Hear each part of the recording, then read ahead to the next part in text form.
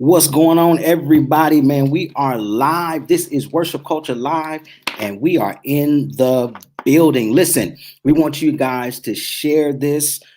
We had a great past couple of weeks talking about relationships, but this week for Black History Month, or what we call Black History Month, we're going to be talking from the topic about business tonight. We're calling these next few segments, what is it? All things Black. I didn't mess around and forgot what it was. But we're talking Black business tonight and support of Black business. So listen, we want you guys to share this. Make sure that you share this with all your people on your streams. We want you to engage tonight. If you got questions, then we want you guys to present those questions to us. Hey y'all, how y'all doing? Good evening, Renata. It's so good to see you. Gary, so good to see you guys. We appreciate you. Let me bring to the stage right now. Our hosts are coming in, and we're going to dive into these topics on tonight. Let me bring to the stage Stavia. Stavia, what's going on with you? What's going on? What's up, everybody? Awesome. How's everybody? It's so good to see y'all, man. So good. Let me bring to the stage. We got our hosts coming in.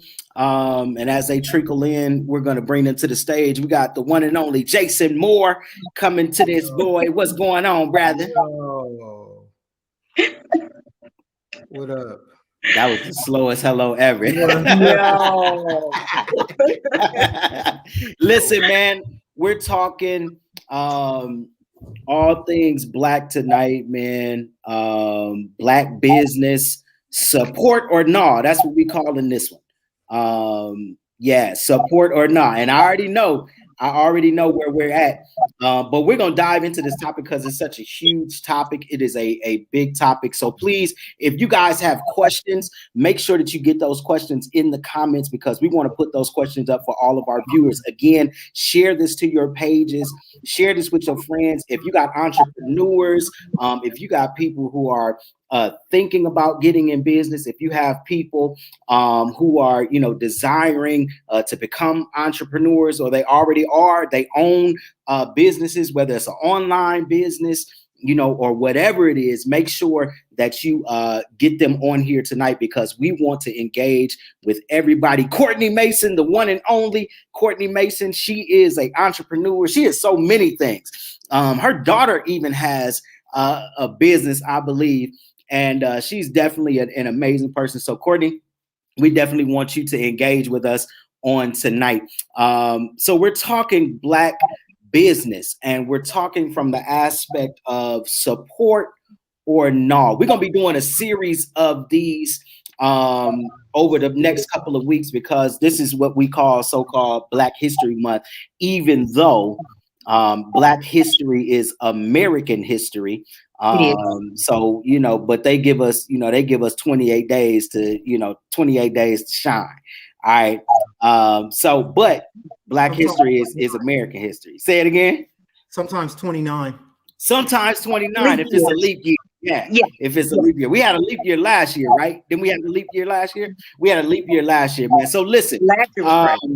So let me start this. Let me start this off like this. We all know what the stigma is for Black business, and what that looks like supporting Black business. Let's just jump right into this conversation. Stavia, Jason, Meg is on the way. Razine is on the way. Tell me, do you support Black business, and why? Or do you not support Black business, and why? Tell me, what's the verdict with you all? Do you support Black business or no?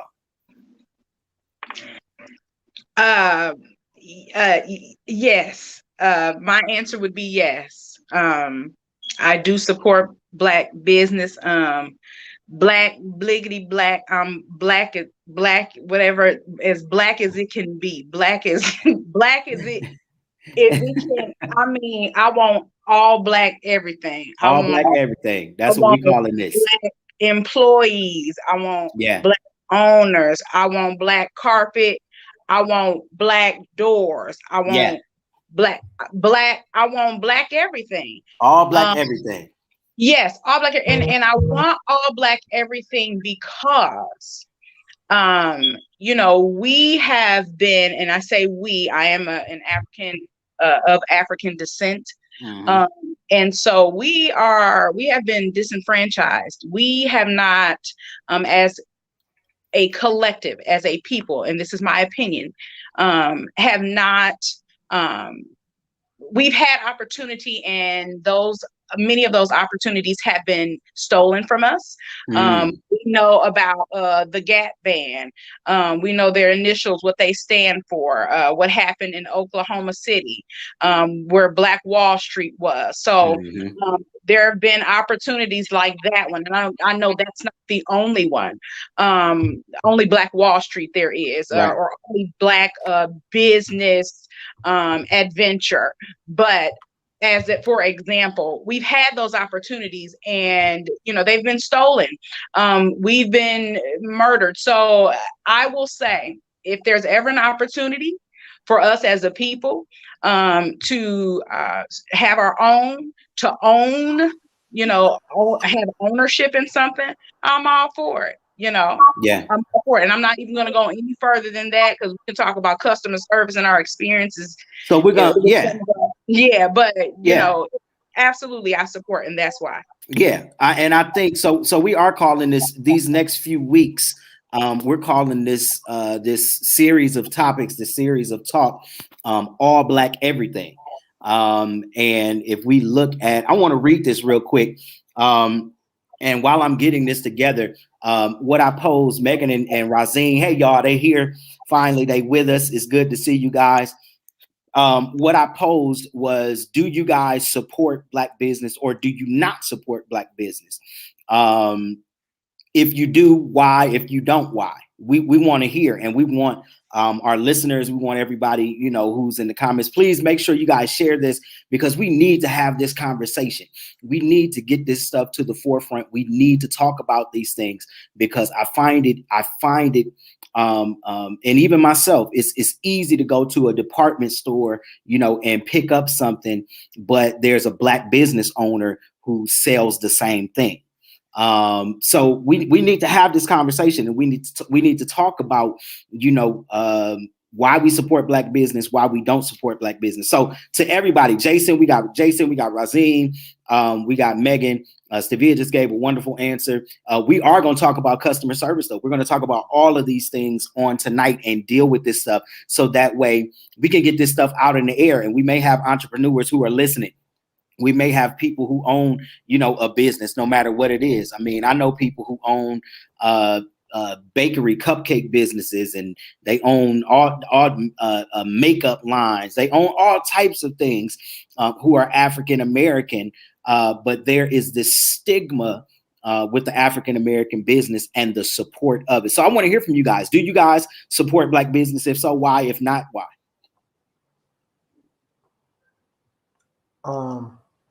You guys hear me? We hear you. I attempt to support black businesses.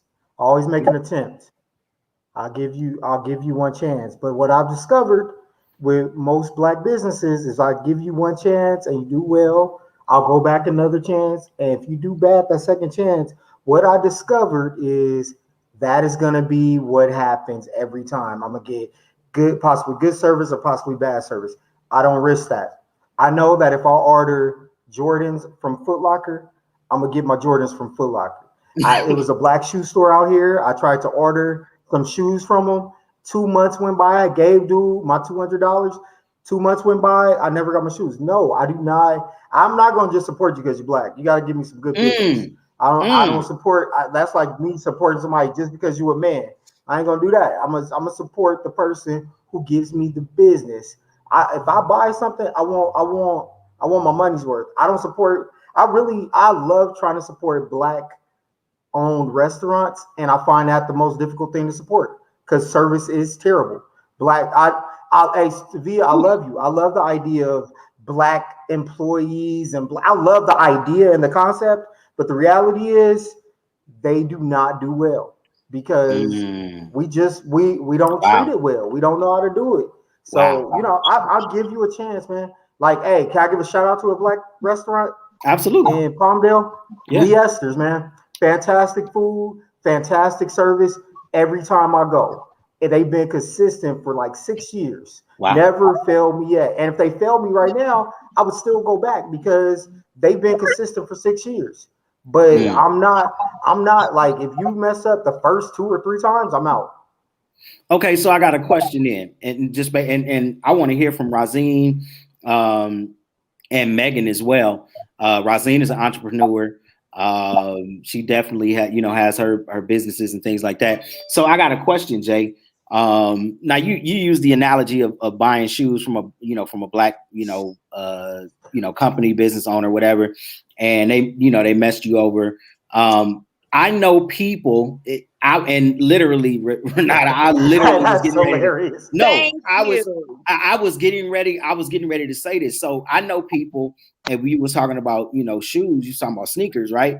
So I know people who ordered stuff from StockX, and they still haven't received their stuff, and they ordered from StockX like last year, but because StockX supposedly is supposed to be this credible company, you know what I mean? They still patronize StockX. They still, will use StockX, even though they've been having issues getting a return, or a refund. They'll go and order something else from StockX. So my thing is that I do feel like we treat Black business like so harshly. Like we will allow McDonald's and Renata brought it up. McDonald's ice cream machine never worked, ever. No. Let me say, they ice cream machine never worked. But how many times has somebody pulled up to McDonald's because they wanted ice cream, and the last time, or the time before that, or the time before that, or the time before that, the ice cream machine was down and it wasn't working? But I think we treat Black business so harshly, and like we don't really give people chances to grow. We don't really give people chances to. But I'll give you. I want to hear from Meg and Rosine, but Jason, go ahead. I want to hear from what you was gonna say too. Well, first off, with the McDonald's thing, you get what you pay for. You go to McDonald's, you get what you pay for. You know what? I don't expect my service at McDonald's to be that great. You know what? I would have to agree. I mean, I would have. There are some places I go that I don't really care about the service. Waffle House, for instance. I don't care how you treat me at Waffle House. you go to the Waffle House to get the All-Star. You know what I'm saying? You don't go to the Waffle House because you going to like Morton Steakhouse or something like that. You want the white tablecloths. You go to the Waffle House because you want to go somewhere. Waffle House is terrible when you go there, and you don't care about that. Yeah. You know what I'm saying? So Rosine and Megan, I want to hear from you guys. Why do you support Black business? Why do you not support Black business? Hi guys. Me personally, I support whatever business that's good to me. When it comes to, when I go out, I don't just say, oh, I'm just going to support one race or another. And I'm like that because I have a business that is still going because everybody supports me as an entrepreneur. And truth be told, the majority of my clients are not African American. When it comes to being an author, I'm not going to say when it comes to being an author, but I just have to just speak the truth. So from that viewpoint where my business is, it's successful and it's going because everybody supports me, I can't turn back around and say, I'm only going to support this, that, and the other. Me, if you're African-American, whatever, your service is good, the product is there, whatever way I like, whatever way I want to be treated, you're going to treat me that way, you're going to get my money. That's it. That's how I see things. And I see things like this because I'm an entrepreneur. I'm out here in these streets grinding. I have my business, and I would hate for someone to not support my business because of the color of my skin. Customer service is really, really big with me. Having reasonable prices is really, really big with me. I don't care what color you are. Those are big things. Having quality product is really, really important, to me. I work hard for my money. So if I'm going to spend my money, I want to be treated a certain way. I want a certain product, I want a certain experience. So for me, it doesn't matter what color you are. Of course, if, like, for example, there's Black women that have certain products, makeup, lip gloss, even though I have a whole lot of makeup and lip gloss, it's like, I'm going to support you, sis, because I want to see you doing well. Clothing, even though I have a lot of clothing, I'm going to support you, sis, because I'm an entrepreneur. I want someone to support me. But I don't get into all of that other stuff because of what I've experienced as an entrepreneur. Megan, that was good. Rozzy? That was really good. I think I'm in the same boat with Razine. I don't really shop or go to stores or whatever for race. Now, I do try to keep, Black businesses in mind when I'm shopping, but, I just shop for what I like, and it just depends on what I like and who owns it, if I'm going to get it or not. And I also agree with Razine. Customer service is a big deal to me. And I've gone to a lot of different African-American businesses, and it's just like, dang, like, I'm trying to support y'all, but it'd be just a lack of professionalism and the whole 9 yards, which you can get that anywhere. You can get that anywhere, whites, Blacks, whatever. But if I see that, no matter what race it is, I'm not going back. And so that's my viewpoint. I just shop whatever I like, and whatever place has great customer service. That's my spill. That's good. And some people, some people are dead gung-ho, I buy Black. There are websites that are set up to where you can, purchase from, strictly just Black companies. Let me shout out AJ, Avery Austin Jr. Man, make sure you go check his live out. He's going to go live here after a while. He'll be going live in a little bit with his dialogue on apologetics, man. I think he's doing a Muslim dialogue tonight. So make sure you check him out. I want to say this though. Jermone said something. There are a couple things I actually want to say. Jermone said something. He said, I'm a Black business owner, and most of my brothers and sisters want a discount because I'm Black. I do not want to do business with these folks. So let's talk about this. Why do we always want a discount from our Black brothers and sisters? Why do we do that to them, as if their business is not as important as the next person? Go ahead, Jay. Hey, you know what? I may be guilty of that, but I'm gonna just tell you, other races do that for each other.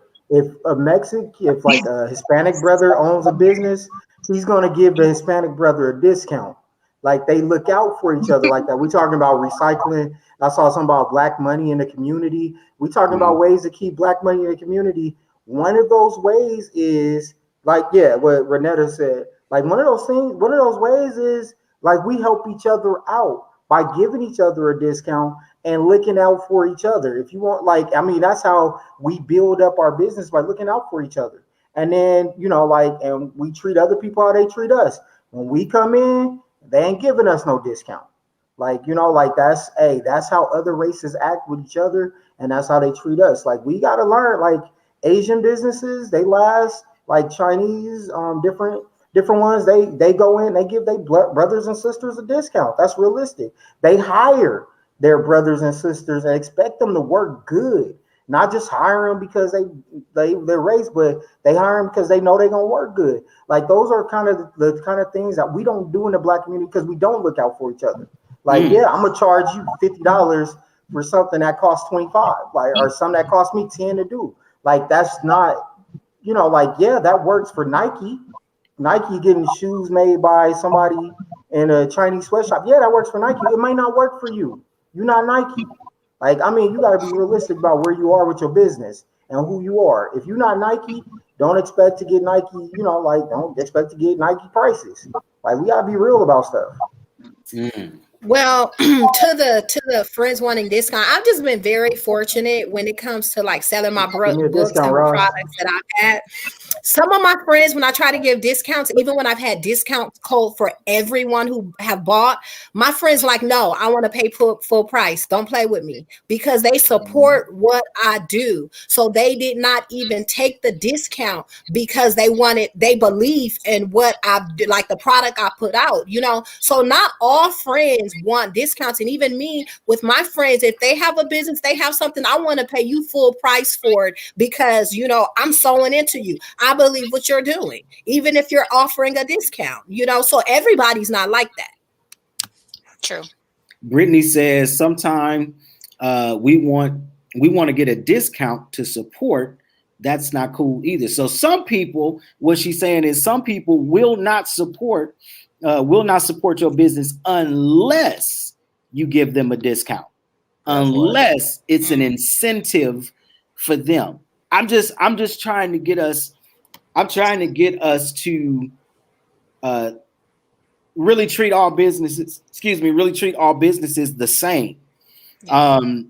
We have to treat Black-owned businesses like we treat, a Walmart, like we treat what other stores? All these stores closing in Peoria. I can't even think of those stores that's here right now.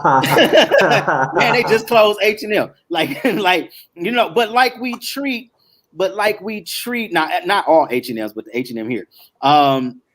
But again, I would go to H&M. Literally, I'll go to H&M like every week. You know what I'm saying? And and shop because it's nothing. It's just like boom. I just go to H&M. That's that. Could I have been buying from a Black-owned business? Sure, absolutely. But I'm really getting into this thing. I got on a dope shirt now. It's got a big, huge Africa, print on this joint. I got it from Africa So Love, I believe that's the name of it. Black-owned business. I want to read this to you guys, and you guys are saying some amazing things. We got some amazing comments already coming in. I'm gonna put this up here and get to this comment here in a second.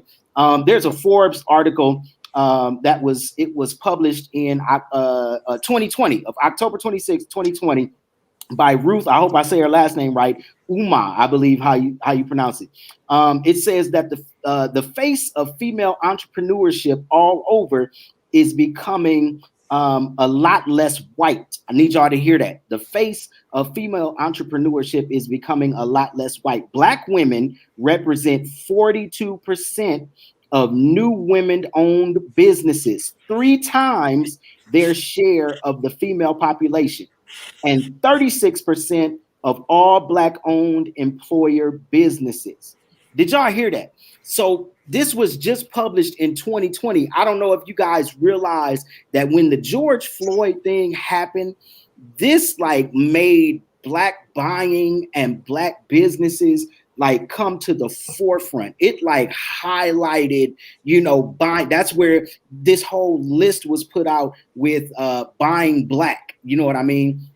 It has always kind of been around, but it wasn't highlighted. It's amazing that racism, pushed us into supporting each other.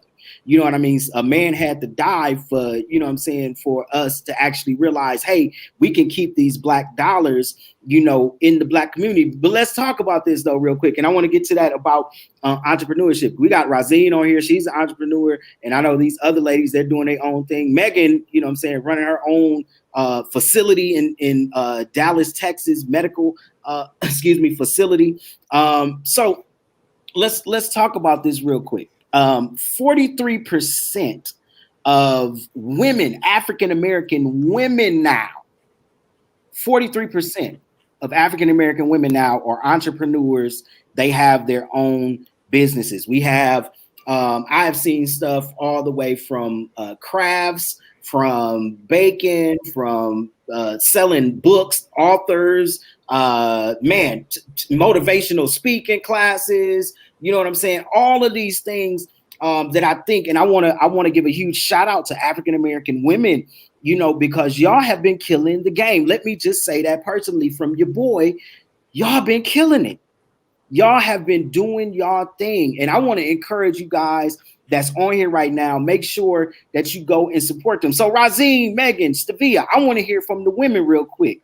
How do you guys feel? 43% of African-American women. Now, this was written in Forbes, so this ain't no, no junk article. This is a real article, just literally published last year, October 26, 2020. 43% of African-American women, right?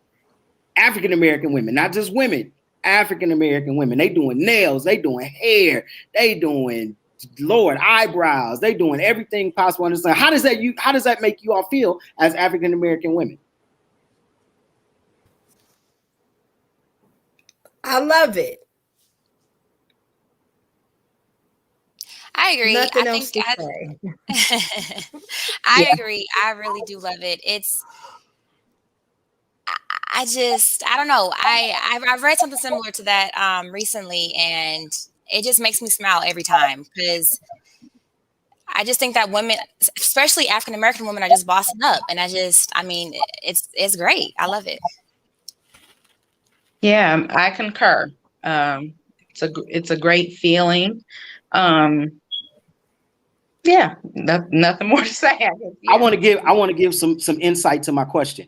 The African American woman, even under the African American male in this country, has been so stepped on and so trodden down that I think this will kind of give a little bit more insight to what I'm asking. 43% of African American women now lead, since last year, lead in business. You're talking about women with the ancestral history of being raped, of being murdered, of being literally less than white women, less than the black man, which was less than the white woman. You know what I mean? The African American woman was literally the bottom of the totem pole. I need y'all to hear that. Literally the bottom of the totem pole, treated like trash. Like I said, they was raped. A lot of these masters, these slave masters and stuff like that, raped our women. They beat them. They misused them. You know what I mean? But now here in 2020, because I know it seemed like we're not really advancing. Now here in 2020, 43% of African American women business is made up of the African American woman face. That is the model now of business. So that's the reason I asked that question. How does that make y'all feel, knowing where African American women come from to now? This is what it looks like. It's definitely inspiring, and it's something that I'm definitely grateful to see. Another thing I will say is I think it's also inspiring for the younger generation that's growing, and I think it's going to all change the trajectory of what the limits of what a Black woman can and can't do. So I think it's amazing. Black women are amazing. I want to get to Renata Hurt. She said Black people usually have huge networks of people that they know. They absolutely do. Just in their own family, probably. If they gave everyone a discount, how would they profit? I need y'all to hear that. So for everybody that want a discount, everybody that won't, you know what I'm saying? You want your 20% off, your 50% off, you want that family discount and this and that and all of that. You have to understand that this is a business and people are trying to feed their families. They trying to grow their empire. They're trying to build their generational wealth. So you have to think about those things. All right. Jason, you're going to say something. Go ahead. You know what? I used to work and do taxes for a living. Most self-owned businesses, most people are unaware, the first 5 years, your business is going to lose profit. You're not going to get a profit in the first 5 years. So the reality behind that is that's just the way you have to have your funds. You have to have your books straight. You have to understand that you're not in it to make money the first 5 years of a business. Just realistically, you're not supposed to be in it to make money. So that discount in the long run is going to pay off. That's just the reality of it. Discounts and good services are what pays off to build a brand. Like I mean, I understand you guys, you know, like you trying to start your business to make money, but that's not why businesses are started. Entrepreneurship is a dangerous business. Like, you know, like you don't get into it. I'm not trying to be an entrepreneur. You don't get into it if you don't have the money to fully support your business and run it at least for a couple years without making a profit. Like, so you shouldn't be looking for a profit right off the bat. Now, let me ask you a question. Is that different now? Is that different now that most business is not brick and mortar? It's like online business. Does that like kind of vary? Do those numbers or for that, you know, time span, does that vary from, you know, what it used to be? You still got to look at overhead. I mean, because like Rosine she publishes books. Right. There's still an overhead for her for what she does. So she has to understand her overhead before she gets into a business. If you whatever you're trying to do, you got to understand. How many of y'all been to a black restaurant and you've been sitting there and they like, oh, we ran out of that. Like, I mean, come on, man. You're not really planning. You're not business minded. Like, so, I mean, I want to help y'all, but you know, y'all, if you want to start a business, you shouldn't be looking to make money right off the bat. Okay, that's just real reality. So let's talk about this. I don't totally agree with him. I don't totally agree with Jason. Okay, of course because you don't. You know, I don't totally agree with Jason because he don't understand entrepreneurship. He don't own no business. So what I will say is that there is. What I will say though is that there is, as an entrepreneur, that man just say that he. Okay, but I'm saying currently, Jason, didn't you own a business with your dad? I did. Thank you. Okay, he said when he was 18. Okay, he said when he was 18. This is what I'm saying. Okay, fine. This is what I'm saying, though. What I can say is, as the new business owner, you do put a lot of money into your business, especially if you want to take trainings. You want to make sure you're up on, you know, the latest education when it comes to whatever you're doing to better yourself and things like that. So you will end up putting more money into your business at the onset as an entrepreneur because you're making sure that you're able to compete with other people in the industry, right? So you can't. I mean, you know, you're going to make some money. Like as a publisher, you know, I have made money, you know, in the beginning of the time period. I've had my company for 3 years now. So it's like I have made money from my company. It wasn't just a wash or a loss, but I have invested money in myself to make sure that I am offering my clients the best me and the best service possible. So it's kind of like you make money, but you end up spending money on yourself because you want to make sure that you are the best. Like Jason was saying, with entrepreneurship, you should not get into it unless you want to risk it all. The difference between an entrepreneur and a business owner is an entrepreneur puts money into their business. They fund their business. However, a business owner has people backing their business. So going in, when you're stepping in and saying you want to be an entrepreneur, you're saying, I know that sometimes I'm going to have to put more money into this business than I'm getting out. The reason why I said I love the fact that Black women was leading like 43% was because we know that woman who's stepping out, not only do she have that business as an entrepreneur, she may be going to school, she may have a family, she may have a husband. I love it because it's showing the strength that we have always possessed as women. That's all I gotta say. That was good. Even though you cut Jason off at the knees, that was good. I don't agree with him. I just don't agree with him. He clapping for you. And he clapping for you. No, better clap. Those are all great comments and explanations. And that was a beautiful explanation of entrepreneur versus business owner. We want to take some questions in the comments. So if y'all got questions, man, hit them. You know what I'm saying? Hit them comments. Man, that one came through. Stevie, I'm about to let you read this one. Okay, this is all you. There you go. Okay. Hey, Dad. Okay, that's my daddy. That's to be a daddy, by the way, y'all. Hey, Apostle. Oh, man. Okay. What an honor. The third, he says, what it should do is beg the question, are they, Black women, now the face of business? Were they supported to succeed by the Black male? So this is probably several questions here. Okay, so the first question is, as Black women who are now the face of business, are they supported to succeed by Black men? 2, where is the Black male? 3, what is his role? And I'm gonna kind of interpret here in terms of business. So where's the Black male as it relates to this subject? What is his role? Who is standing with them to help them get operating capital? So now he's talking about entrepreneurship.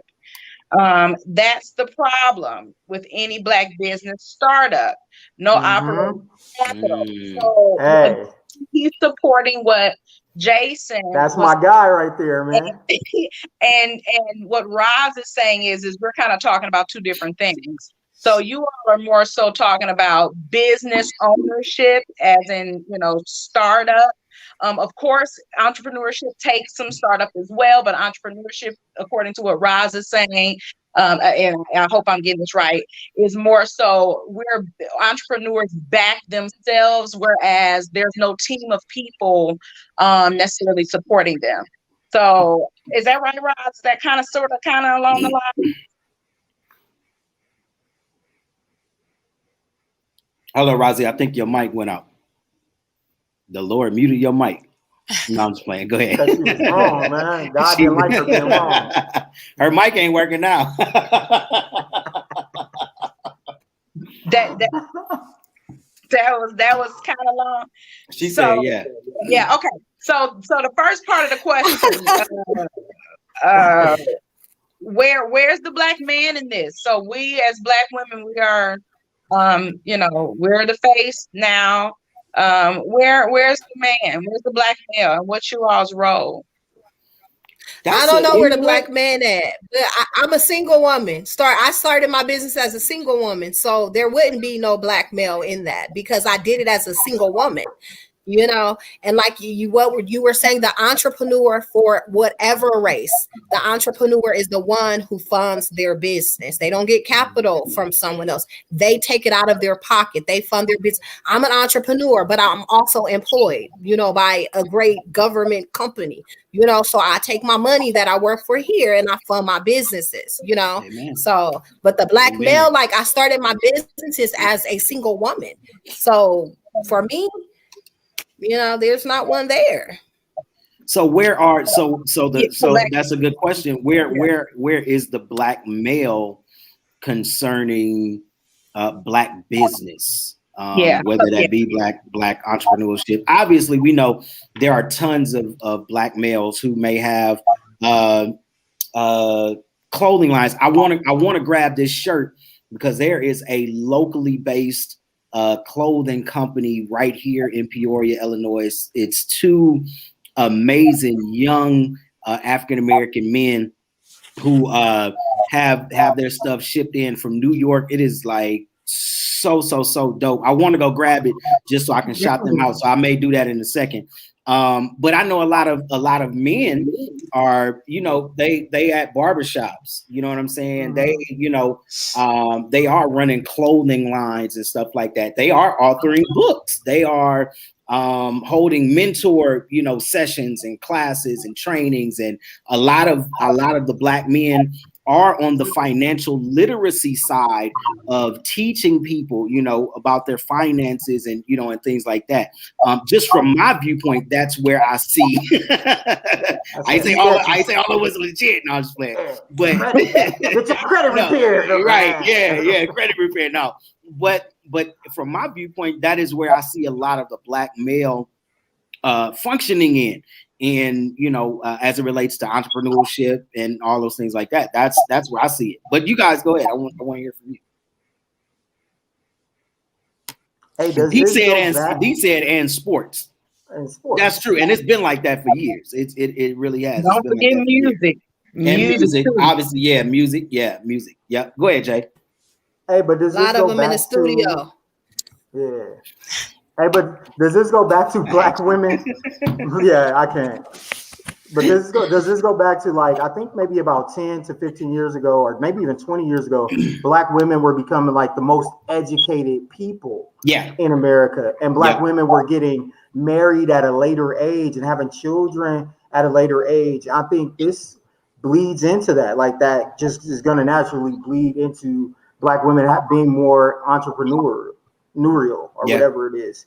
Like, so I think that has something to do with it. And the Black man is not, you know, like our role is not, you know, our role is diminished a little bit because Black women are doing it on their own for a lot longer. They're starting earlier and doing it on their own for a lot longer. So the Black man's role, it might be diminished a little bit. Oh, and it's a lot of them too that are it's another one here, right here in Peoria called Rap City. He is a chef and he has an amazing restaurant that he started up. I've ate there a couple of times.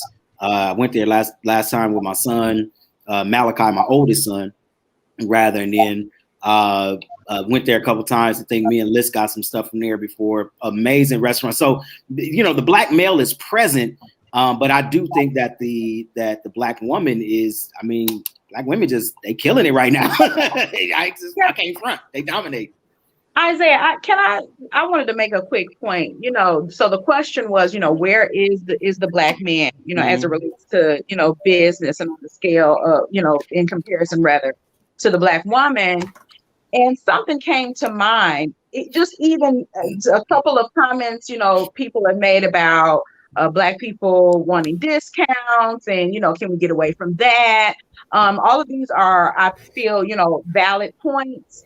But I guess the question then becomes is, you know, advertising or marketing. As a people, you know, we have, you know, Roz, you gave your point about, you know, your network and your client base being of different, you know, ethnicities.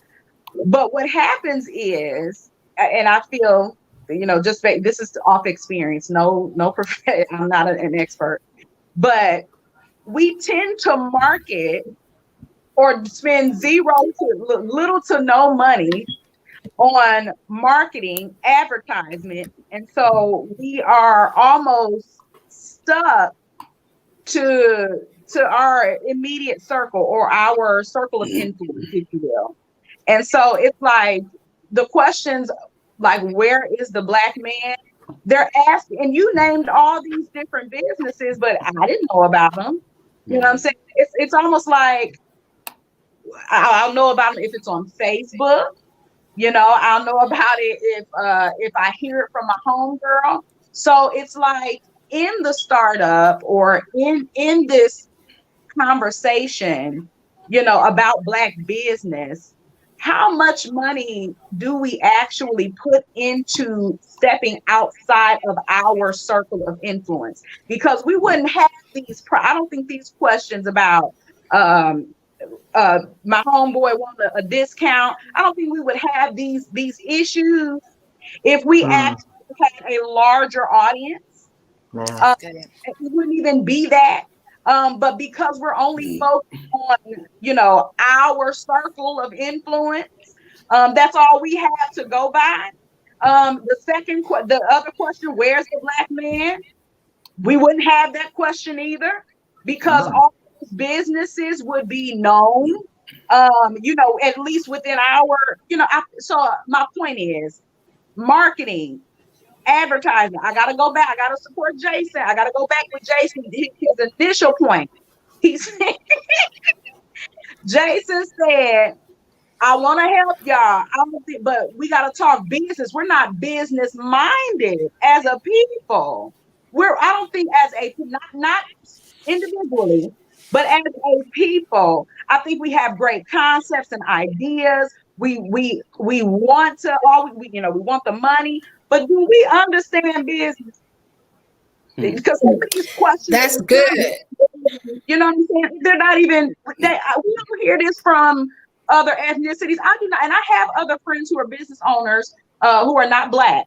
They don't have these types of conversations. We're the only people. So then that need, and that was actually going to be my next things to be. Look at this comment right here.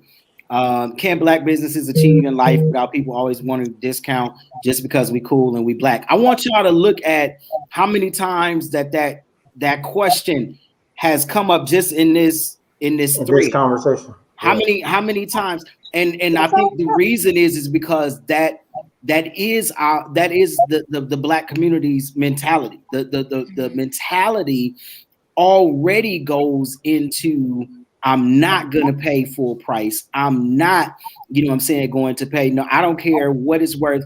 It's because the value level is off. We value a Louis Vuitton, you know, we value a Christian Louboutin. We value all of these other companies way more, Gucci, you know what I'm saying, Yves Saint Laurent, and all these other companies. We value them more than what we actually, you know what I'm saying, look at the Black community, because we like, yeah, I'm gonna pay. It was crazy. I was at Dick's Sporting Goods. It's a sporting goods store. It's a huge sporting goods store, right? I was there the other day, and I was looking for some Nike stuff, and it was a t-shirt. It was a North Face t-shirt, as a matter of fact, that I was looking at. North Face t-shirt was like $50. You know what I'm saying? 50, 60 bucks. And I said it immediately to myself. I said, there's no way in the world I'm about to pay $50 to $60 for a t-shirt when I can go, you know what I'm saying, literally like right over to Marshalls and probably pay like $10. Yeah. You know what I'm saying? You know what I'm saying? Maybe it's a North Face, so maybe 20, you know what I mean? 25. It's a North Face, so it's gonna cost a little more. We're paying for the name, and we're paying for the value of the name. And that is the reason that Black business and Black entrepreneurship always wants a discount, or people want a discount from it, is because of the value and how we look at it. We don't value it like we value Louis Vuitton. We don't value Black business like we value Walmart, like we value Target. You know what I'm saying? We don't value Black business like that. And that is the reason why Black business suffers, because we don't value it. We don't think that our people can get on top. We don't think that our people can have successful, you know what I'm saying, clothing lines and things like that, because we pay for names. We pay for names and the value of a name, even though that same Black person has the same quality stuff. We pay for names, man. Go ahead, Rosine. And we got a lot of comments too. We don't get these comments. So I was just thinking, something hit me. Maybe the reason why there's 43% of Black women that has stepped into entrepreneurship, maybe it's not the fact that the Black man is not there. It's just that now, you know, instead of just being at home and raising the kids, she's at home, she's raising the kids, doing whatever, you know, her man is working, and she decided to start her business. So that could be another side of the entrepreneurship spin, that it's not that someone's not present in the home to support her. It's just that she has stepped out and she has started something on her own. Something, you know, that's hers, her own business, you know. So that's just all I wanted to say. That's pretty good. That's good. Tone says, I would say lack of support and jealousy. Is there jealousy in the Black community concerning business? Let's talk about it. Is it?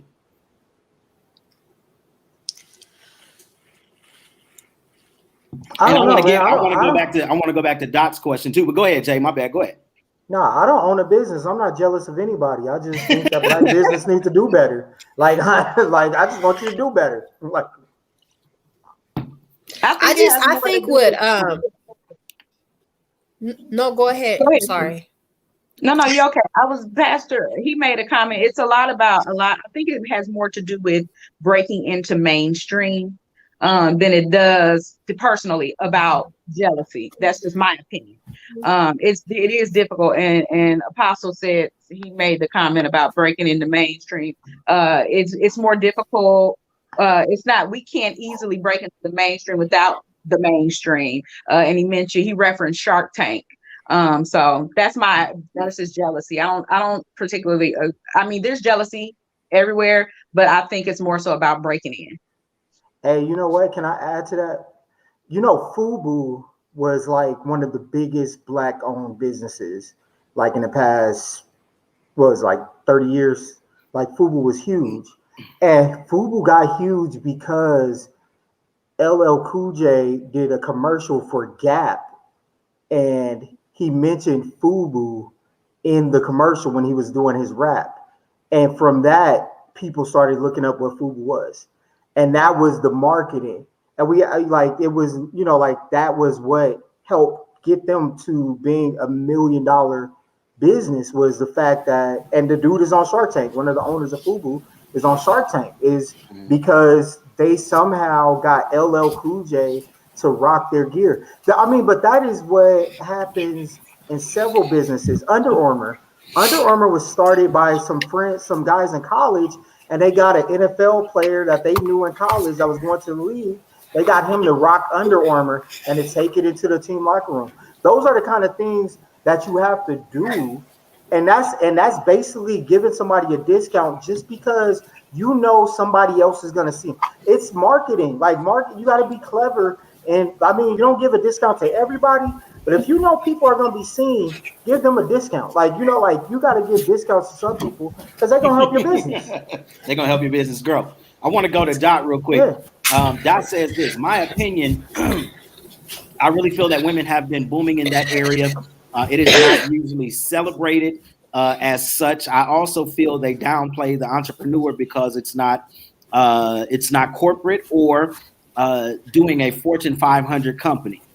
Sometimes they don't see working in the studio, barbers, detailing cars, yard work, etc. The entire race is dope, and I do agree. The entire race is dope. Shout out to Black people, Black History Month, and every month of the year. This is the part I want to get to right here. This is the part I want to get to. Do you think that there's a disconnect between the male and female?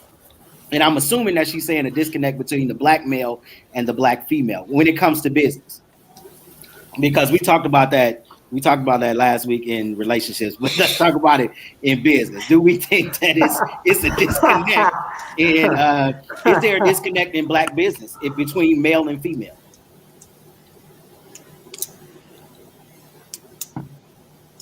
Like, the point of business, in my opinion, is to kind of disqualify any sort of bias. Mm-hmm. That's my opinion. It's kind of like, the point of court, or, you're supposed to dismiss. In business, my emotions should not play a part. Now, do they? Yeah, of course. And I'm just speaking generally. But that's the point of business. I should be able, as a woman, to do business with a man, Black man, Chinese, Hispanic, whomever. So I don't know if there is a disconnect. And I don't know, is this generally, I need a little more clarity on the question. Is this generally speaking? Are we talking about, Black? Because I don't, there's too much business being done for me to say that there's a disconnect between men and women. Mm-hmm. Dot, do you want to bring a little bit more clarity to that? In that comment, when he says, when I said jealous, I was meaning seeing another Black person, on the map.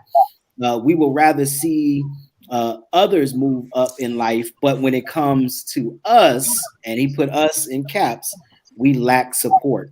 Dot says this, disconnect because most women are corporate accountants, consulting, and males because it's yard work. Barnett. I don't know. That might have been a typo. Barber. Yeah, it might have been a typo. All right. She said Barnett. Right. Barnett. I don't know what a Barnett is. What? That's actually kind of deep. So I think what she's saying is there a disconnect because women is it more or more educated, more what's the word? They are in the they in the corporate world, and brothers out getting their hands dirty. Women feel like they better than men. What is it? What are we saying? No, I'm just asking. I'm just asking the question. Go ahead. You see how mad they got? They just got upset. Yeah, they got upset, bro. Not us. I wouldn't say that that's accurate because I know plenty of people who didn't even finish high school. I mean, and they're entrepreneurs and they're booming, women and men. So you don't really have to have and a really good education or a solid foundation of education to run a successful business for women and men. It doesn't matter if it's getting your hands dirty or not. I just feel like you don't have to be educated in the school system to run an efficient business. I agree. Even though I highly promote education. Yeah. We have 2 women assistant head coaches Super Bowl this weekend. 2 female. Jason, don't start. We have 2 shout out. I'm not a football fan, but it was highlighted. There are 2 on opposing teams, but it's women who are assistant coaches. That is a male dominant sport. Absolutely. So I don't yet it's the NFL, yet they've been given an opportunity. So I don't know. I can't say there's a disconnect. I think it's about what a person wants to do. Agree. I'm taking care of comments and trying not to laugh at the same time. My God. Hey, you know what? Hey, you know what, man? I don't know if this got anything to do with anything. And we're talking about Black-owned businesses. And one of the most successful Black-owned businesses is the church. And the church, it was an article in 2019. The church brought in over $800 billion. Like, I mean, we don't want to talk about it, but wait, that is really true. That is really true. And I want to talk about that, but I want to carefully navigate through that. But that's very true. Go ahead. Yeah, I mean, and look, Shanika said it's work ethic. She's talking about businesses and stuff, but the Black church brings in 10 years, brought in $800 billion. Like, I mean, just let that sink in. Think about that. Like, how much money is generated in the Black church, and I mean, I don't want to. I can't say that. In the Black community. The Black church. I can't say what I want to say. The Black church that's in the Black community. How much? Now let me already, because these comments probably get ready to go nuts. Let me say this: there are some ministries and some churches who use that money wisely, who use that money to help their community. They use that money to better their community. Just like it's dirty cops, is dirty preachers. Just like it's dirty, lawyers and judges and everything else. I don't care what field you in, you are not above reproach. You know what I'm saying? But I do want to say this, that there are churches who actually use that money for good. But there are some, sadly, who don't use it for good. There are some who the church is lavished, the church is furnished well, but literally when you walk outside of the church, the community is like boarded up, and it's, it's just, it's horrible, and I think that's something with the Black church that we definitely do need to talk about. Reese says this: the Black church I wasn't going to say that. Contributes to and profits from emotional trauma in the Black community. That's deep. That's deep. Reverend, you get ready to get off into something. We're going to have to shift gears. Hey, I wasn't going to say none of that. I wasn't going to say none of that. Where you go? Did we lose Isaiah? Yes. That's a deep comment. I'm not touching on it. Yeah, take that, Ross. I know. You know what? Absolutely not. That's way too deep, way too much. I'm waiting for Isaiah to come back on and handle that. Yeah, all right. He knows how to handle that. Literally, the thing. I don't know why my computer does that. No, well, you and it goes back to what I literally just said. It's deep, but it's really not. It can get deep. The fact is that there are churches who actually do right and they actually use this stuff. They have counseling, you know, they provide counseling for people. You know what I mean? There are, you know, churches who provide housing for people. There are churches, you know, who provide job opportunities for people. And I don't just mean just working in the church, but there are, you know, churches who provide job opportunities, job fairs, and they actually connect people to different places. They do ministry, y'all. They actually do ministry. But no, there are some who don't, and they do, you know what I'm saying, profit from emotional trauma in the Black community. People give off impulse. They give off, you know what I'm saying, you know, something happened. And so I want to get into the seed thing. And Jay, you know, me and you had this conversation earlier. We just talked about literally just talked about this. You know what I'm saying? We talked about that. But that's another show. That is another show, because that gets off into a whole different thing. Let me see. I'm going through all these comments. I actually got kicked out for some weird reason. But let me go here. He said, well, I'm not gender biased when it comes to businesses, especially Black businesses. I feel like as a Black person, and I know my brother or sister Black person out here making some dope products, I'm supporting them fully. We take our money to Walmart and go buy soap. But we know a Black business that makes natural soaps, and they are, but we'll still go to Walmart or Target to make the purchase. Why do we do that? Is it because it's more accessible? Is it because Target is right there and you have to wait for it to be shipped? Or why do we wait or choose Target, which I love Target, by the way. But we choose Target rather than, getting I know it's a Black soap business. It's called Herb and something. I can't think of the name of it right now, but they do all natural like soaps and stuff like that. And it's really good for eczema and, all these things like that. Why do we choose to do that versus the Black community? Is it accessibility? I think it's a couple things. I think it's number one is it's convenience. Like you said, Walmart's down the street. So I need soap real quick. I'm going to get some soap from Walmart down the street. I think another thing it could be is lack of knowledge. Like if you don't sit down and research why Black soap is so good for you and with the benefits that it has for you, you won't know to go buy it from this Black owned business. You're going to keep going to Target, getting Olay like you seen your parents doing, when you were growing up. So you're going to continue to follow in that pattern. So I think it's lack of knowledge and, a convenience. That's good, man. We got some good comments coming in. We're going to get to this. Tyshawn, I hope I'm saying that right, brother. Tyshawn Greer. He says, why do you think Black women are attending college at a higher rate than our Black young men? Why do we think that? Why do we feel like that? Well, because it's actually true, but why? It's not cool. I mean, it's that simple. School is not cool. That was real 80s of you.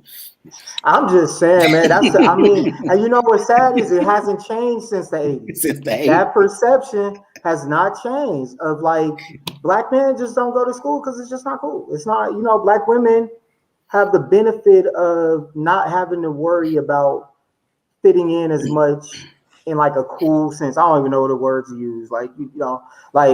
We have Black men have to fit a certain mold, and school isn't the mold that Black men fit, that they see that they need to fit in. That just doesn't fit. It's cool when we talk about it and y'all like, oh man, you see the Black businessman dressed up, and it sounds really good, but for a young Black man, and then a young Black man growing up in poor communities, the only people they see dressed up is preachers and drug dealers. Realistically, what do you want them to see? You don't see that businessman like that. So it's just a perception thing more than anything. Megan, I want you to read this one coming up. We got a lot of great comments, but let me do this one from Reese first, Megan. Reese says this. Talking about the Black church, he says Black folks have gone to church in search of healing from the trauma from their slave master. That's very, very true, Reese. That is the what does that say? That is the exasperated. I'm sorry, exasperated. That is the exasperated, or then. Let me read that over, man, so I look like I can read, because I have gone to school, y'all. Black folks. Hallelujah.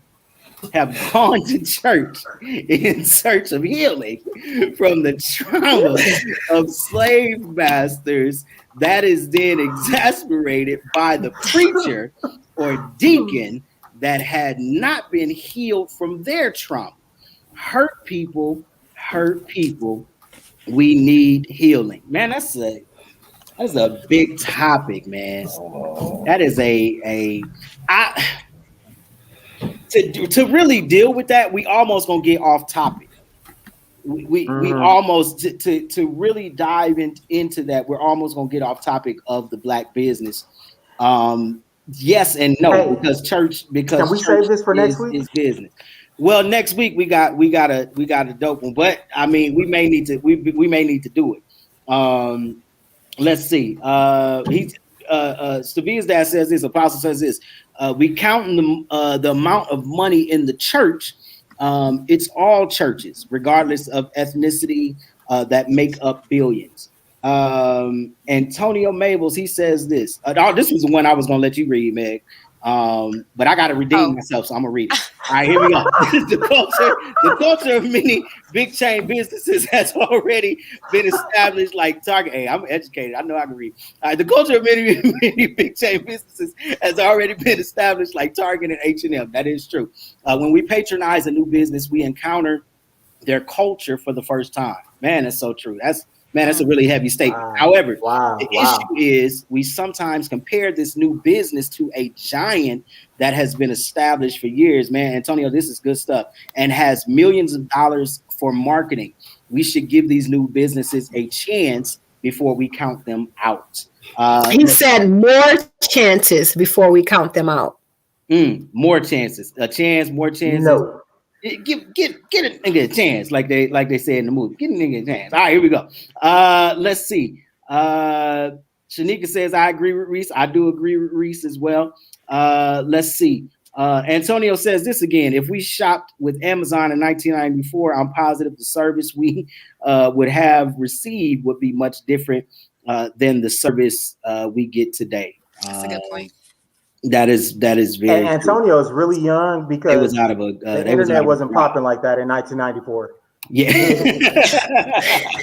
yeah. We Antonio's super young. Like we'd be driving to a garage somewhere, getting all the Amazon. Do you guys know how Amazon started? What they actually started as first? I know he started in like a room. No, what do you know? What Amazon started as? At first, you guys don't know.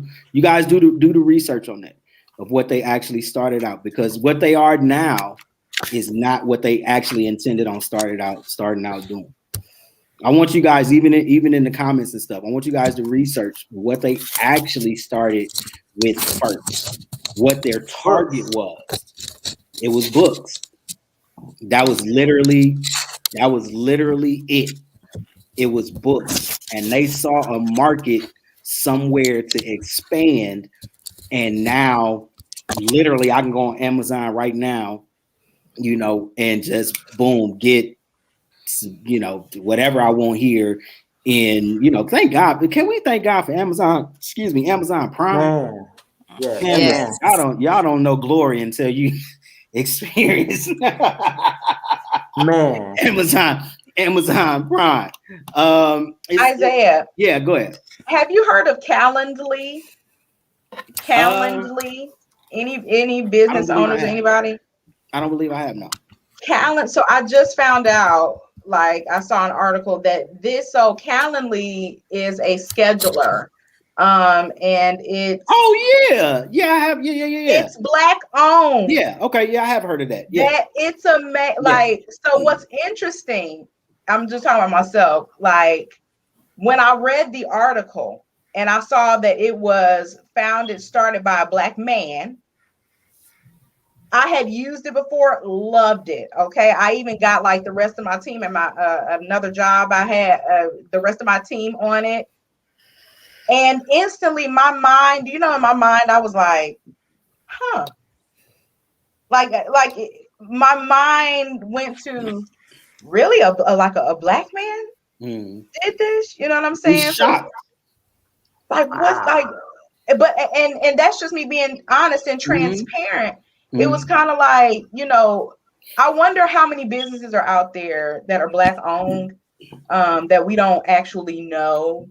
You know, and they're mainstream. You know what I mean? Like I'm just curious to know. And then would that shift our support?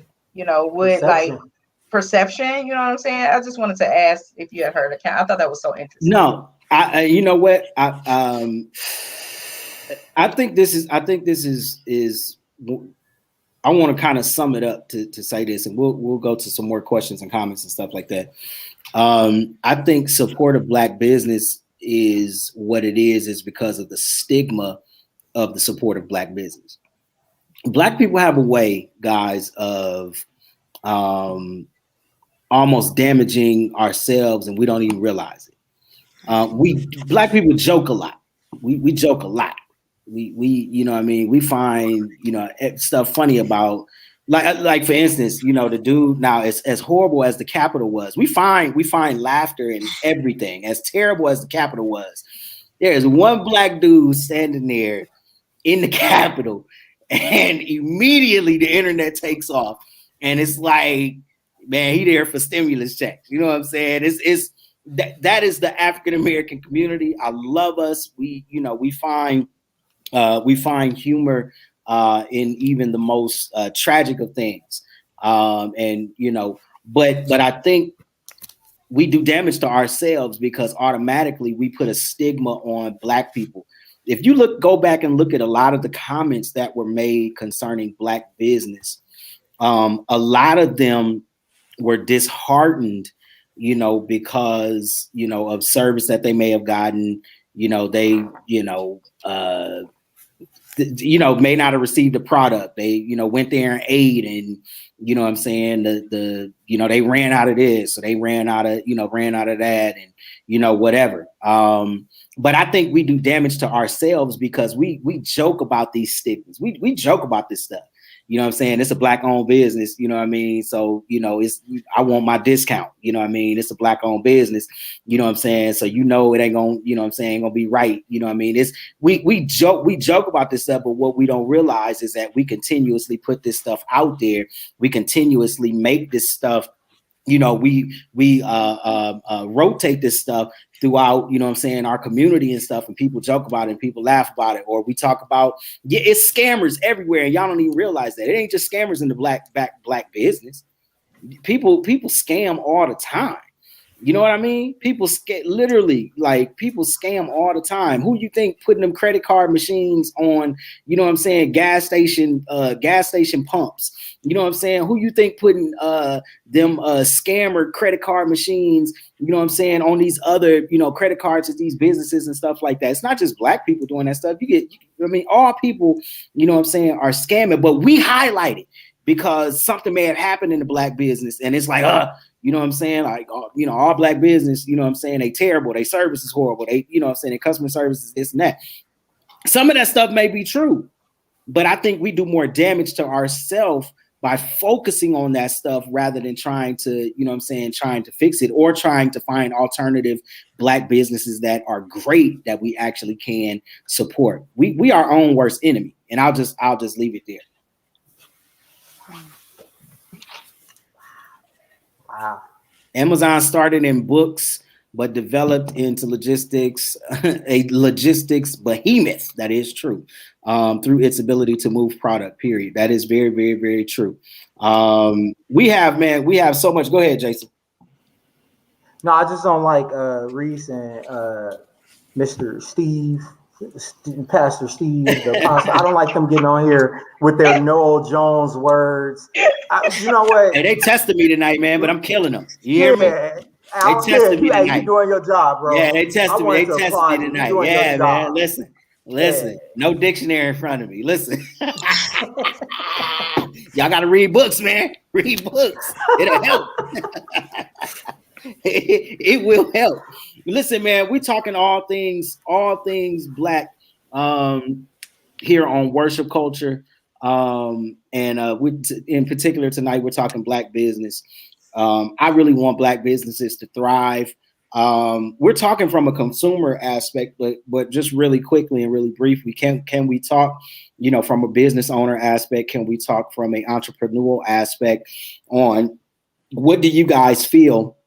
And even in the comments, you guys can say this or give your opinions and your thoughts. What do you guys feel can be done better in the areas of Black business that will, push people to support, that will make people, I don't know if I want to say make people feel more comfortable with supporting or what, but what is it that business owners and entrepreneurs can do to allow people to support them better, not just in terms of advertising, because we know that's a thing, but I'm talking about more so from the aspect of customer service, products, and all these things like this.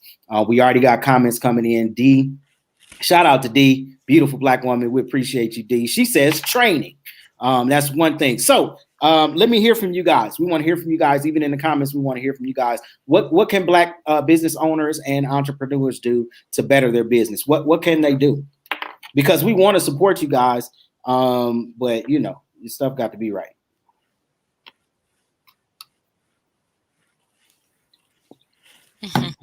Go ahead, y'all. I'm talking to the host. I ain't just talking to the what's it called. What do y'all feel personally? What do y'all feel like Black businesses can do?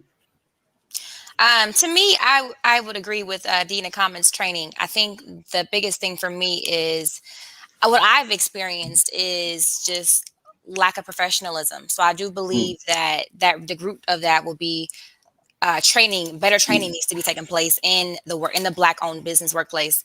So I definitely believe that if training was done more, I think efficiently, and the professionalism would be a little bit better. I think overall it'll make it a little bit better for me to go purchase.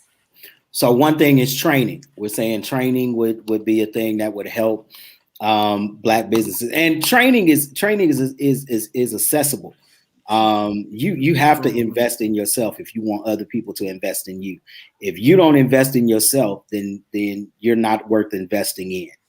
I'll say that again. If you don't invest in yourself, then you're not worth investing in. And what do I mean by that? I don't mean that as a person you don't have worth. That's not what I mean. But what I mean is, as a business owner, if you won't invest in yourself, then you can't expect for anybody else to invest in you. You may be the greatest person ever. You may be the nicest person ever. Yes, you have value. Yes, you have worth. But your worth and your value is not the worth and value of your business mindset and your business practices. Those are two totally separate things, although being a good person goes into customer service. Let's see. Consistency. You have to work. That is very true. I think entrepreneurs need to do more research about services and products they plan to offer. Very, very, very true. I'm gonna tell y'all something. I'm gonna say this, and then we're gonna get to this next comment. And then we're gonna go to Stabia, then we're gonna get to this next comment. Wish has to be probably the worst place to order from.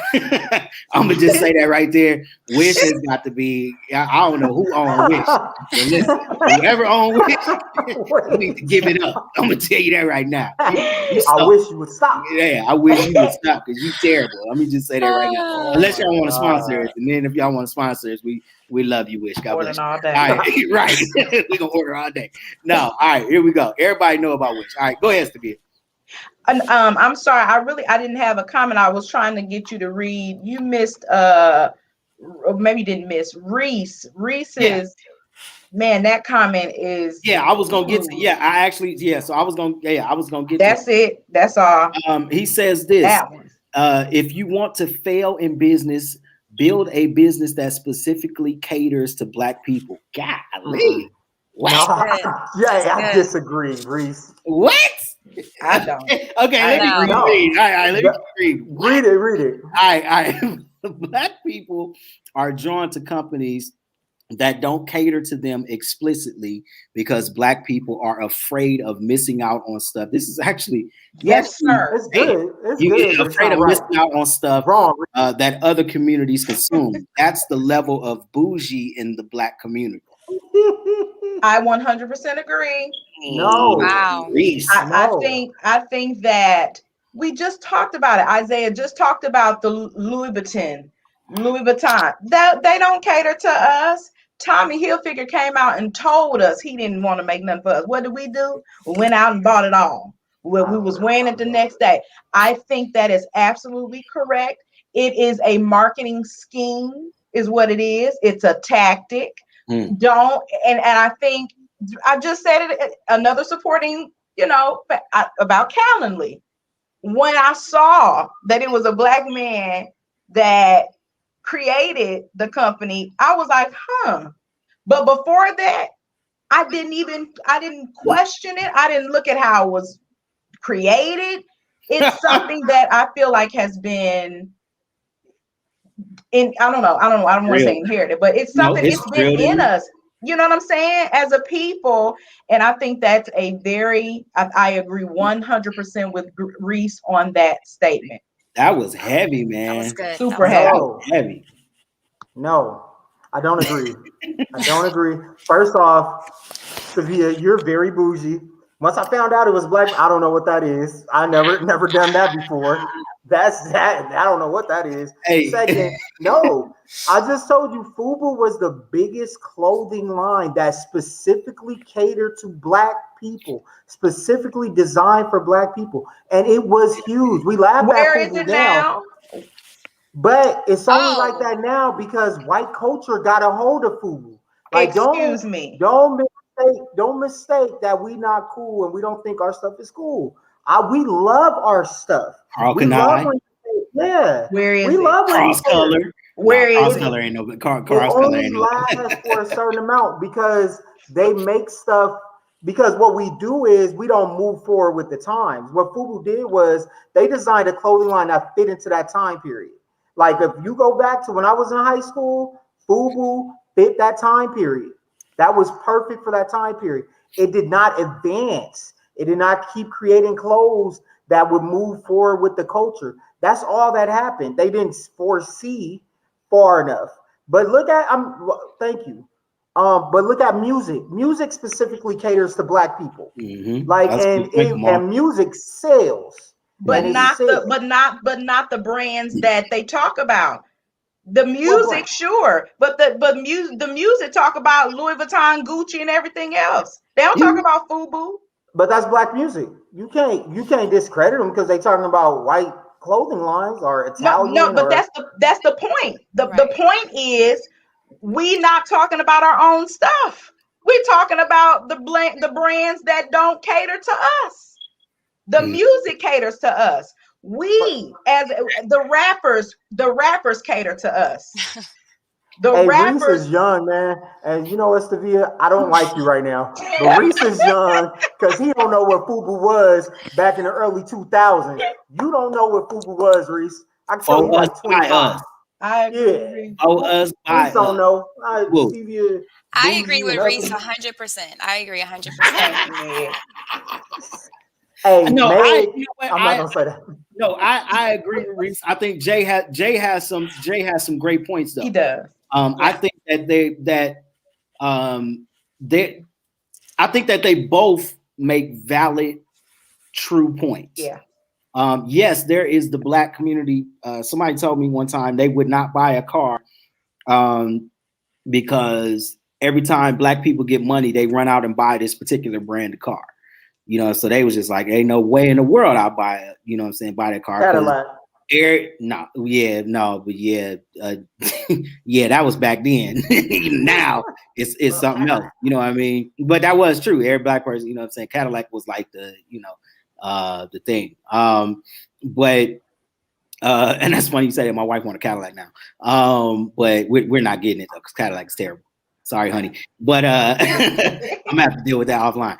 But no, but they told me there's no way I would buy this particular car because as soon as Black people get a little money, that's the car they buy. Somebody said Dodge Charger. No, yeah, I ain't talking about dope boy money. I'm talking about, a little bit, you know what I'm saying? No, but there are other Black Dodge Charger is very famous in the Black community. Other cars that are famous in the Black community, obviously Mercedes, BMW, You know, I didn't buy my BMW because black people, you know what I'm saying? My love for BMW is it supersedes anything that got to do with black folks. Trust me. I can actually back him on that. He really loves BMW. Dude, BMW is like so cold, man. Like it's so good. He said, "Can you read my 2 posts?" Let's see. Hey man, y'all putting these books up here. Slow down, son. You know what I'm saying? Y'all putting these books up here. All right, let me see. I'm gonna let Meg do this one. Let me see. Yeah, Meg, you the NP. All right. But Reese makes a great point. Jason makes a great point. The black community does try to keep up with what's hot, but let me say this though: a lot of what's hot come from the black community. It's black. And it's been like that. It's been like that since way back in the days. It's been like that. Songs that were created by black artists, you know what I'm saying? They were hot and a white artist took it and, you know what I'm saying? All of a sudden now it's this hit. Now it was a hit when the black person did it. You know what I'm saying? Black people been killing it. All right. Let me just make that statement. All right, here you go. Megan, you up. I'm done. All right. My goal in the next 5 years is to open a restaurant. I've been dealing with business in my family for all my life. My mom owns her own real estate company back in Michigan, and my sister owns her own hair salon. I got my business management degree from Alabama A&M and also received a master and MBA also at Alabama A&M.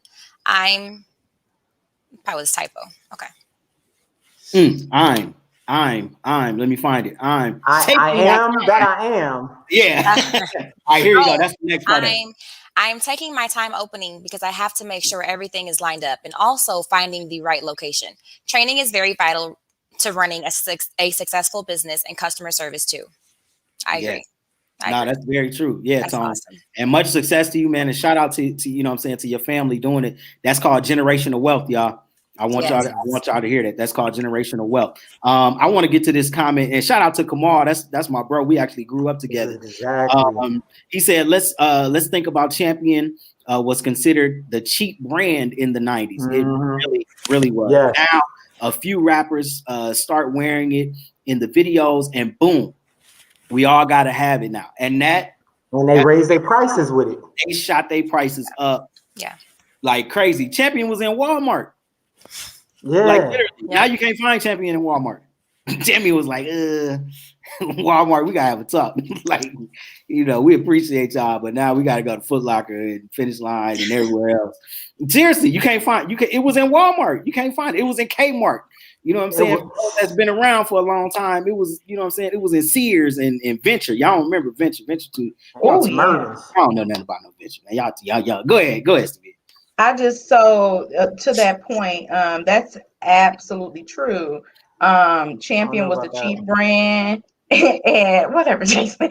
Champion was the cheap brand, and before rappers got a hold of it, it's interesting. It still survived. So the question we have to ask ourselves, we did see it. The question we have to ask ourselves is, was this created with Black people in mind? No, I don't believe that it was. So going back to Reese's point, you don't have to create a business that caters explicitly to Black people. I think it is wise to create something or a brand that caters to everyone. Because when Black folks don't want to jump on the train, because we're the consumers, we do know that, right? Mm-hmm. Okay, so we consume, we the ones that make stuff hot. I agree with y'all on all of that. But in terms of survival, your brand better cater to other ethnicities, to everyone. Because if not, I don't think it's going to survive. We have examples. What's the name again, Jason? What, FUBU? Carl Kanai? You know, Stevie, I don't have time for you. I don't have time to justify it. Hey, Carl Kanai was dope. Hey, let's talk about one that's really, really recent, but is now Sean John. How hot was Sean John? I never rocked with Sean John. DJ Khaled was and hot. Another one. Sean John was hot. Hey, but can I throw this out there though? With Champion, our champion started, like we said, cheap. It was cheap, not inexpensive, cheap. It started for poor people. Can we admit that black people, it seemed like we are trying to cater not just to black people, but to like a wealthier, like you trying to charge $50 for your shirts. Maybe you a champion and you not a Louis Vuitton. Maybe you should start as a champion and start charging $10 for your shirt and not starting off at 40. Like, I mean, like champions survived all those years. Y'all talking about making a profit. Champions survived all those years from the 80s. I don't know when Champion came out, but I know when I was a little kid, Champion was not to be worn. Yeah. It's been out for years. Yeah, but for $10, you get a sweatshirt for $15. I mean, and like we said, black people make stuff cool. Skinny jeans were not cool till a black person wore skinny jeans. Exactly. Like we make stuff cool, but some of y'all catering to a upper class. I mean, when we talk about business, not about race. Thank you, Apostle Humes. It's not just about race; it's about culture. When we talk about culture, there's poor culture and there's rich culture. And then poor there's culture is what, but poor culture is what determines fashion. Poor culture has always been what determines fashion. Holes in your jeans came from busting your jeans open and people wearing holes in their jeans, and that's how it started. Like this, like you bleach your jeans on accident, or you bleach your jeans just to get something new out of it. That is how culture is. I mean, like clothing design should be based on poor people. You shouldn't be trying to make it for rich people, because if you make it for poor people, they the ones who could afford to rock it. They the ones who gonna rock it. And most black people in our country are not poor because they chose to, but are poor. They're in poverty, and that's what they're gonna wear the stuff they can afford. You're not gonna, if you're gonna make a business based on only black people, you're gonna have to lower your prices.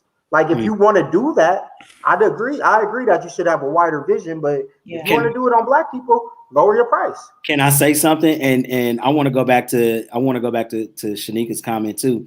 She says we create the culture because we are the culture. And man, Shanika, that's true. That's so true. Jason, I want to say something. I want to say something. You just said something that was really powerful, man. But let me ask y'all an honest to God question. How many of you are you know what makes in some ways what makes stuff unpopular now? High brand stuff. What makes it unpopular is when it is starting to or when it is sold in the black community. Let me give you an example. Let's take a company like a Michael Kors, right? A company like a Michael Kors. Michael Kors actually started out being a pretty high-end brand. You know what I mean? It was a pretty high. What devalued it to a certain sense is one, they took it and you know what I'm saying, which I don't know why you would. Michael Kors is cheap now, but I don't know why you would make a fake Michael Kors for that. But you can get Michael Kors now. You can get Michael Kors now, like in, I don't know, a TJ Maxx, maybe something like that. Mm-hmm. You know, before it wasn't like that. You know what I mean? And then I noticed, and this is just from my own observation, I noticed that a lot of stuff in some ways starts to become unpopular when the black community gets a hold of it. I'm being real. A lot of stuff do. Now, there are many things that don't. You know, there are a lot of stuff, and we do create the culture. I do believe that. I do believe that we create the culture. But what I'm talking about is the value of things, the value of stuff. Yeah. You know what I'm saying? It gets devalued once it actually hits the black community. And then the stuff don't be real either, man. Like I was looking at this Louis Vuitton purse, not that long ago. I was gonna buy it. I was gonna buy it for my wife. You know what I mean? And I asked the dude a simple question. I said, "Man, where is the date code? Where's the date code at?" He was stuck. He didn't know. Thing looked good. I mean, that mug looked good. I'm like, "Where's the date code at though? Like, ain't no date code in here.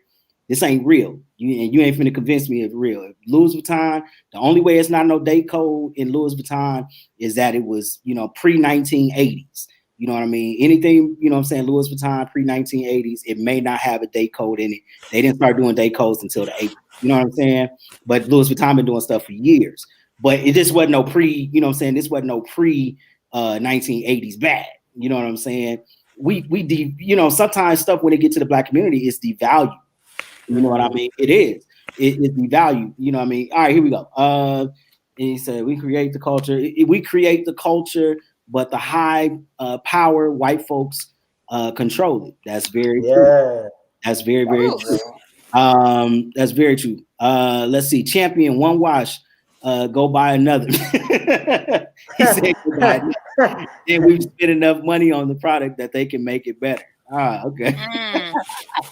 Let's see. Lakeisha says this. Keish, what's up?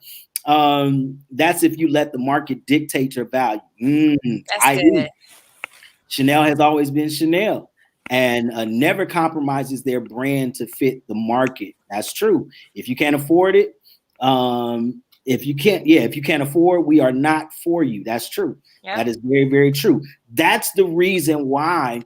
And that's such a good point. That's the reason why, to me, brands like, and I'm just being honest, brands like Gucci and what's another one? Like I'll just stick with Gucci. I am not a fan of Gucci, man.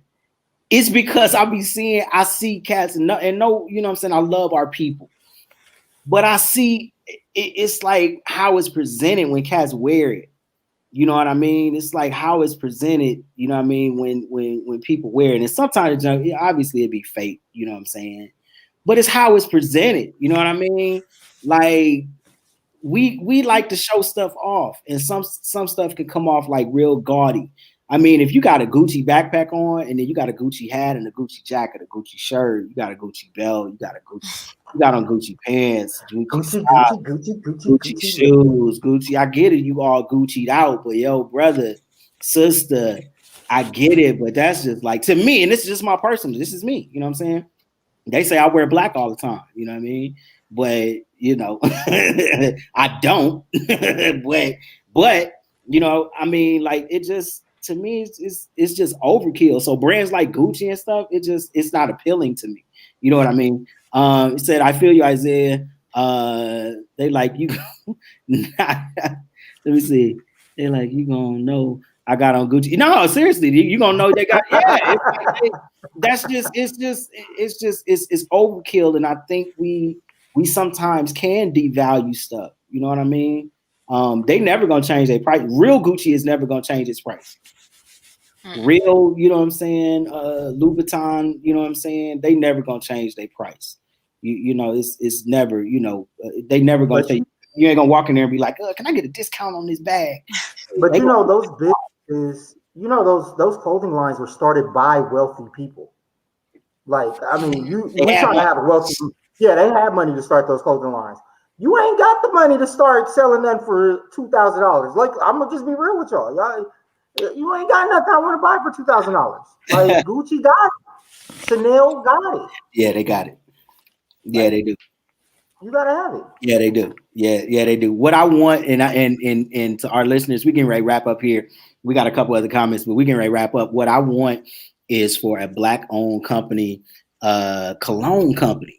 You know what I'm saying? Like I love cologne. You know, so if y'all know of a black-owned, they have one. Who? Sierra and Russell. They got a black-owned cologne. Russell not black. Is it? It's a cologne, right? Or is it a cologne and a perfume? Cologne and perfume. Okay. Russell's not black. I need to check them out, man. Because I really want to. Russell's not black. What is he? Russell, man. I'm not. I can't call him that on here. I can't say that out loud what he is, but he ain't black. Russell don't side with us in our arguments. Man, we appreciate you. We getting ready to wrap up, y'all. Man, all black everything for the rest of this month. That's what you're gonna hear on Worship Culture. All black everything. That's what we talking, man. It's let's see, bye. He black enough. Good night. Listen, I gotta check them out, man, because I really want to purchase from a black owned cologne. You know what I mean? I really want to purchase that, man. So listen, let's make sure we support black business. This is Black History Month, but listen, Black History is every day. You know what I'm saying? Black history is American history. Our history is rich. Our history built this company, or excuse me, this I said company, built this country rather. This country was built on the backs of our ancestors, our forefathers and foremothers, and so we want to make sure that we properly honor them. Somebody said they didn't know that they had perfume and cologne. Yes, I want to check them. I want to check them out.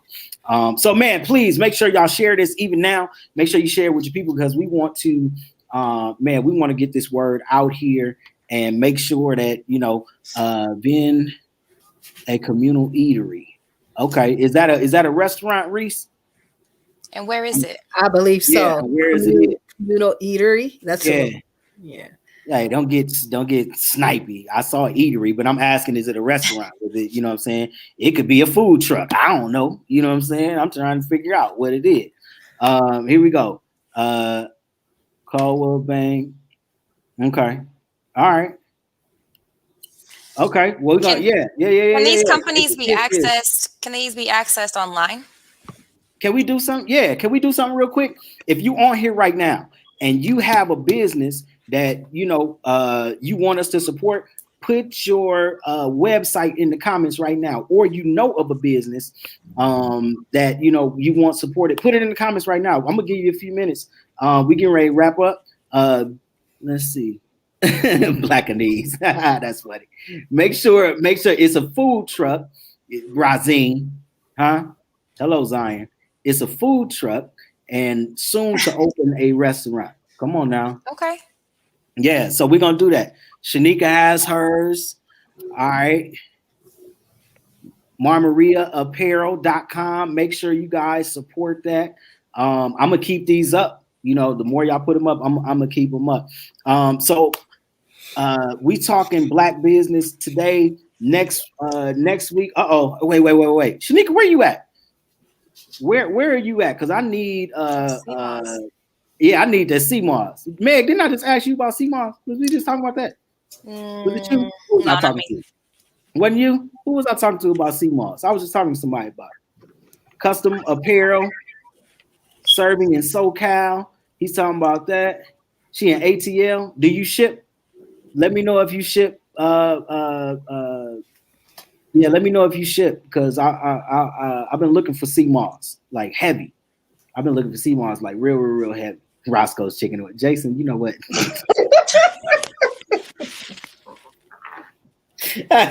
Hey, Roscoe's is black on. You can't front, Roscoe. First of all, is KFC black on? No. Jason, you terrible. The rest I don't know. She said they have Shanika. Popeyes is. I'm going to contact you because I've been looking for CMOS. I literally have been looking for it. They have free shipping, limited time for Envision CMOS LLC. Thank you, Razine. Confessions Publishing. Tell them real quick about Confessions Publishing while we get ready to wrap this thing up, so they know what's up. Can you hear me? Just kidding. Confession Publishing is a book publishing company. We publish paperback ebooks and children books. We also help with or coach through the writing process. Even if somebody has already written a book and they need a coach, I'm your girl. Coach people through publishing, self-publishing on their own. So that's what Confessions Publishing, man. Make sure that you put what's the website, Razine? Can you type in the website? What's the website? That website's underneath construction right now. Okay. How can they get in contact with Confessions Publishing? Just reach out to Razine. We're on IG. Also email or confessionspub@gmail.com. Let me put it in the comments. Amen. Because Shanika need a journal published. Yeah. Yep. So right here, see, man, look at that. Black business working with Black business. There we go. There we go. All right, y'all. Listen, Razine, I'm gonna let you put that up in the comments just so it can be in there. We can ready to wrap this thing up. All Black everything, y'all. That's what we talking about for the rest of this month. Megan, guess what? Next week we talking about All Black everything health. Yes. I'm ready. All Black everything health next week. All right, so we gonna dive into that thing, man. Yes. Meg, I want you to bring the realest of the real and the raw of the raw. You hear me? All right, I want you to bring the realest of the real. We're gonna talk about it, man, because our community needs to hear these things. We need to hear it. All right. We got some more businesses coming in. So Shanika, that's confessionspub at gmail.com. We got Devon Dawson Mobile Detailing. If you got a website, Where is that? That's actually here in Peoria. Yeah, that's here in Peoria. But mobile detailing, the funny thing is, Devon, mobile detailing out in Cali is huge. Yeah. It's a huge thing, man. Big ups to you, because I never saw that in Peoria until, you know what I'm saying, or saw that until I moved to Cali. And, you know, they got mobile detailing everywhere. So if you got a website, Devon, put that in, or how people can, you know, contact you so they can get their cars and stuff cleaned up. You know what I mean? So make sure, all right, All Black Everything, man. We out this boy. I appreciate y'all. Thank y'all. Make sure you share this. Shanika, I'm gonna be in touch with you because I need some CMOS like ASAP. I need some, and I've been looking for somebody. I'm like, yo, I know somebody know where to get some CMOS from, because, you know, I don't be wanting to just go to you know, health food stores and just get stuff. You know what I mean? I want to support folks. All right, we out this boy, man. I appreciate y'all. All Black Everything. We coming back next week talking about health. All Black health. All right. Let me say this real quick. Devon said he's the only one in Peoria. Man, monopolize on this market. You hear me? Monopolize on it. All right, man. I appreciate y'all. Till next week.